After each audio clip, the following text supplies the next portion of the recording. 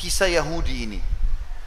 Waktu Nabi SAW menyerang Khaybar di tahun 7 Hijriah, setelah kesepakatan Hudaybiyah, Nabi SAW menang waktu itu. Setelah menang sekian puluh hari mengepung benteng Khaybar, 9 benteng Yahudi semua ditaklukkan oleh Nabi SAW. Maka orang-orang Yahudi menyerahkan diri. Mereka sekarang jadi tawanan perang, jadi budaknya kaum muslimin. Seluruh harta mereka jadi harta muslimin, karena mereka diajak masuk Islam tidak mau, diajak bayar upeti nggak mau, maka terjadi peperangan dan mereka kalah. Pada saat itu orang-orang Yahudi membuatkan masakan untuk Nabi SAW dengan alasan, datanglah seorang pimpinan yang mengatakan, kami mengaku kalah hai Muhammad, dan sebagai bentuk ketundukan kami akan memberikan kepada anda dan pasukan anda makanan. Kata Nabi SAW, lakukanlah, masaklah mereka.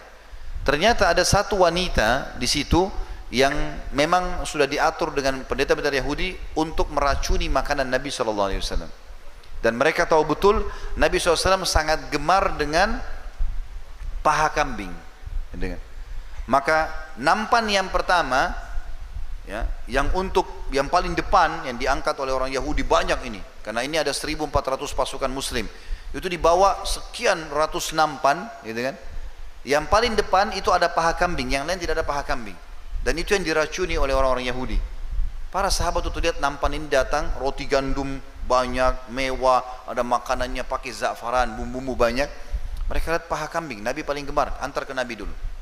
Diantarlah ke Nabi, sampai semua nampan itu ditaruh, pasukan semua muslimin duduk mau makan, mereka tunggu Nabi SAW makan. Nabi mulailah dengan mencuil sedikit makanan tersebut, kemudian memasukkan ke mulut beliau. Begitu masuk ke mulut beliau, sahabat ini kebetulan sudah 3 hari kelaparan. Mereka lihat makanan, mereka pun makan.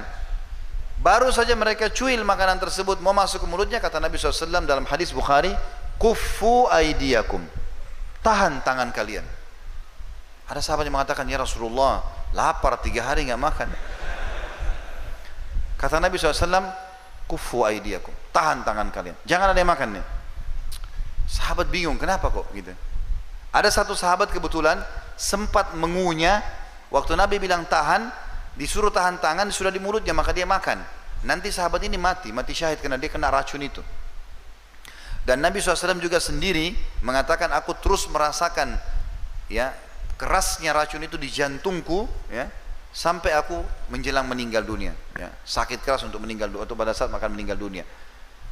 Ibnu Qayyim pun mengatakan Nabi SAW mendapatkan kemuliaan sebagai seorang Nabi, ya, dan sebagai orang yang mati syahid karena salah satu sebabnya adalah racun tersebut. Ini pendapat Ibnu Qayyim rahimahullah, tidak semua ulama mengatakan. Yang jelas teman-teman sekalian, kata Nabi SAW kepada para sahabat, panggil semua pendeta dan pemimpin Yahudi di Khaybar ini, panggil semua. Duduklah mereka di hadapan Nabi SAW. Kata Nabi SAW kalimat mulia, ditanya orang-orang Yahudi ini, ya ma'asyaral Yahud, a'antum musaddiqi in sa'altukum an syai'? Hai Yahudi, jujur gak kalau saya tanya sesuatu? Kata orang-orang Yahudi, tentu saja kami akan jujur, gitu kan? Maka Nabi SAW tanya 3 pertanyaan, dan Nabi sudah tahu Yahudi ini suka bohong. Maka kata Nabi SAW, man jaddukum, siapa nama kakek kalian? Kenapa Nabi tanya ini? Ternyata 2 suku Yahudi di Khaybar, yaitu suku Kainuqa dan Nadhir. 2 suku ini itu kakek mereka satu orang, tapi kakek mereka ini terkenal pengecut, badannya kecil, orangnya bodoh, tapi karena sudah terlanjur jadi pemimpin, mereka nggak mau menisbatkan nama mereka ke orang itu. Maka mereka cari satu orang Yahudi yang dikenal, fisiknya kuat, pemberani, lalu dikatakan itu kakeknya. Jadi mereka ubah jalur nasab mereka ke sini. Anak turunannya nggak tahu, dan ini dosa besar, mengubah nasab. Walaupun orang tua kita non muslim, kita tidak boleh hapus namanya dia kan. Ringkas cerita, Nabi SAW tahu nama kakek mereka, wahyu menyampaikan. Kata Nabi SAW, siapa kakek kalian? Mereka bilang, kakek kami Fulan bin Fulan, ya, nama palsu tadi itu. Maka kata Nabi SAW, kalian telah dusta di depan orang semua ini. Nabi bongkar mereka, kalian telah dusta, tapi kakek kalian Fulan bin Fulan, kalian tidak mau kasih nama ke dia karena dia adalah orang yang begini dan begitu. Maka orang Yahudi terdiam. Nabi tanya lagi, ya ma'syaral Yahud, yang kedua kali, antum musaddiqi in sa'altukum an syai'? Jujur nggak kalau saya tanya lagi nih? Kata orang-orang Yahudi apa? Tentu saja. Kalau kami dusta, maka pasti Allah akan beritahukan kepadamu sebagaimana Allah beritahukan siapa kakek kami. Berarti orang Yahudi tahu kalau Nabi ini Nabi. Mereka bilang begitu, ini hadis sahih riwayat Bukhari. Mereka bilang kalau seandainya kami dusta dalam pertanyaan yang kedua ini, maka pasti ya Allah akan berbongkar kepadamu sebagaimana Allah beritahukan siapa kakek kami. Kata Nabi SAW, man ashabun nar, siapa penghuni neraka? Maka apa kata Yahudi? Kami masuk duluan, lalu digantikan oleh kalian muslimin. Jadi mereka ngaku penghuni neraka. Kata Nabi SAW, kalian dusta. Kami tidak akan pernah menggantikan kalian. Kalian masuk neraka kekal nanti. Kami tidak akan gantikan kalian. Lalu Nabi tanya yang ketiga lagi. Ya ma'syaral Yahud, antum musaddiqin sa'altukum an syai'. Hai Yahudi, jujur gak kalau saya tanya lagi nih? Kata mereka iya. Kata Nabi SAW, apakah kalian letakkan racun di makanan ini? Kalau dari awal Nabi tanya, mereka bohong. Jadi Nabi sudah jebak mereka di dua pertanyaan, dusta dua-duanya. Maka mereka bilang, iya, kami udah kasih racun. Kata Nabi SAW, kenapa? Kata Yahudi apa? Ini lihat ya, perhatikan kata-katanya. Mereka mengatakan, kami ingin membuktikan apakah kau Nabi atau bukan. Kalau kau Nabi pasti kau tahu ada racunnya. Sekarang Nabi sudah tahu nggak? Udah tahu. Berarti Nabi betul Nabi kan? Dan kalau kau hanya raja yang ingin merebut kekuasaan kami, maka kau akan mati dengan racun itu. Nabi SAW diam saja. Kata mereka apa? Tapi Muhammad, siapa yang memberitahukan kepadamu? Maka Nabi SAW mengangkat paha kambing itu sambil mengatakan, akhbarani hadzal dhira', yang memberitahukan saya tentang ada racun kambing yang sudah kalian masak ini.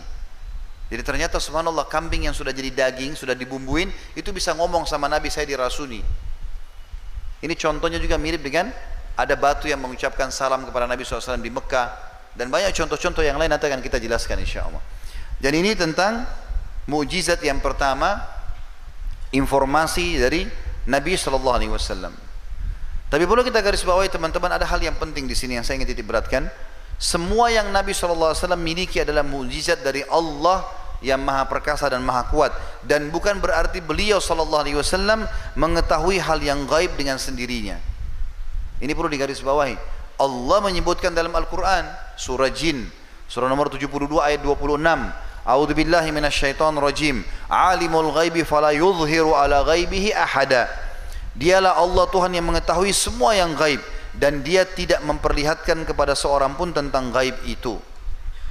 Bahkan Nabi Muhammad SAW seringkali kalau ada sahabat yang bertanya wahyu, hukum, kalau wahyu belum turun beliau diam, nunggu dulu wahyu datang baru beliau sampaikan sallallahu alaihi wasallam. Jadi Nabi sendiri tidak tahu hal gaib.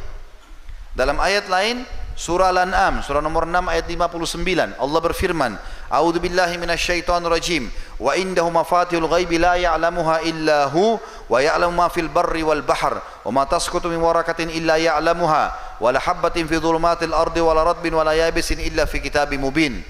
Dan di sisi Allah lah kunci-kunci semua yang gaib. Tidak ada yang mengetahuinya kecuali dia sendiri, dan dia mengetahui apa yang di daratan dan di lautan, dan tidak ada sehelai daun pun yang gugur melainkan dia Allah mengetahuinya, dan tidak jatuh sebutir biji pun dalam kegelapan bumi, dan tidak suatu yang basah atau kering melainkan sudah tercatat di Lauhil Mahfud. Juga dalam surah Al-An'am surah nomor 6 ayat 5 ayat 50 Allah berfirman, a'udzu billahi minasyaitonir rajim, qul la aqulu lakum indi khaza'inullahi wa la a'lamul ghaiba wa la aqulu lakum inni malak in attabi'u illa ma yuha ilayya qul hal yastawil a'ma wal basir afala tatafakkarun. Katakanlah hai Muhammad kepada umatmu, aku tidak mengatakan kepada kalian bahwa perbendaharaan Allah ada padaku. Aku enggak tahu apa-apa nih, ya. Dan tidak pula aku mengetahui yang gaib, dan tidak pula aku mengatakan kepada kalian bahwa aku seorang malaikat. Aku tidak mengikuti kecuali apa yang diwahyukan kepadaku. Katakanlah, apakah sama orang yang buta dan melihat, dan apakah sama orang yang dan maka apakah kamu tidak memikirkannya? Artinya sama enggak orang yang belajar dengan tidak belajar? Dalam surah Al-A'raf surah nomor 7 ayat 188 Allah juga berfirman, A'udzu billahi minasyaitonir rajim. Qul la amliku li nafsi naf'an wa la darra illa ma syaa Allah. Qul la amliku li nafsi naf'an wa la darran illa ma syaa Allah. Walau kuntu a'lamul ghaiba lastakthartu minal khairi wa ma massani as-su'. In ana illa nadhirun basyirun liqaumin yu'minun.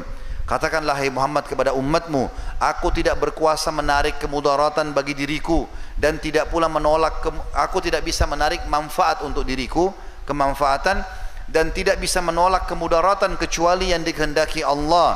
Dan sekiranya aku mengetahui yang gaib, tentulah aku membuat kebaikan sebanyak-banyaknya dan aku tidak akan ditimpa kemudaratan. Aku tidak lain hanyalah pemberi peringatan dan pemberi berita gembira bagi orang-orang yang beriman. Dan sekian banyak dalil yang mirip seperti ini. Tidak bisa saya jawab semuanya atau berikan gambaran semua.